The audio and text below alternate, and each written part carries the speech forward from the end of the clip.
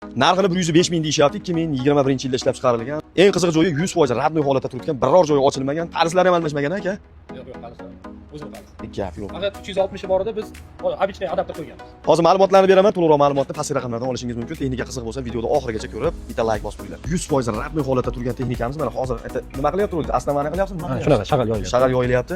2021-yilda ishlab chiqarilgan koreyskiy zbor. Koreyadan kelgancha siz o'zingiz haydaysiz-a? Shunaqa. Yil 2-yil dedingiz-a, Koreyadan ikkinchi. 2021 bo'lsa 8700 motorchasi. Motor, injektor, empa hech qayerda ochilmagan. Hech qayerda ochilmagan. 100%. Zavod. Faqatgina shu 360 adapterini almashtirib qo'ydingiz-a? Ha, olib tashlab obычный adapter qo'yganmiz. Obычный adapter qo'ygansizlar. Lekin qarang, shu 360 lik adapter bo'lsa, bir foydasi bo'lar ekan, cho'mish teskari qiladi endi. Qulay tarafi ham ko'p ekan, lekin ozgina shu minus tarafi ham bor ekan. Nozikroq bo'ladi.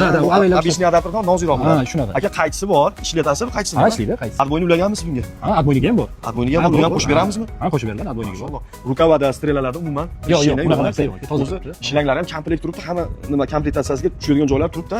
Shu taqsa bo'ldi. Shunaqa. Texnika haqiqatan ham sveji turibdi. 145 talik. Injektor ham ochilmagan dedingiz-a? Yo'q, hech qayerda ochilmagan, xudo xolasa, hozir turibdi.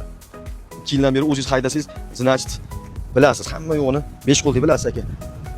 Nima deysiz aka, shu Hyundai'da fikringiz qanaqa? Masalan, Volvo bor, Samsung bor, Hyundai bor aka, bir ingansiz, hammasini haydab ko'rgansiz aka. Volvo bilan solishtirsak bo'ladi. Volvo bilan solishtiring mana. Ha, Volvo bilan solishtirganda bu komfortroq, ichki salon nimasi, Tezligichi aka. ichki dizayni, keyin tezligi bu nisbatan chaqqonroq. Yoqilg'i ekonomi tomondan Volvo ustunroq.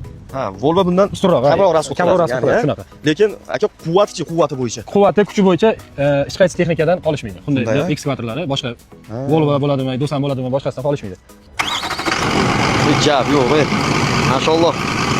Injektorli sal pastroq ishlarga apparatiga qaraganda. To'ylar umuman tutamadi, 1 gramm tutib chiqadi.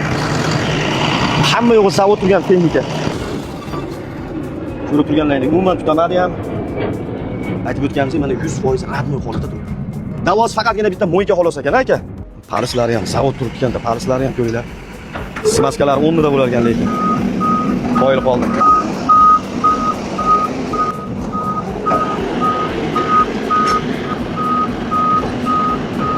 Ko'ringlar, tirq ketmayapti.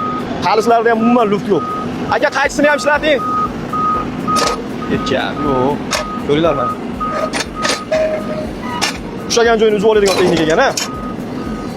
Gap yo'q.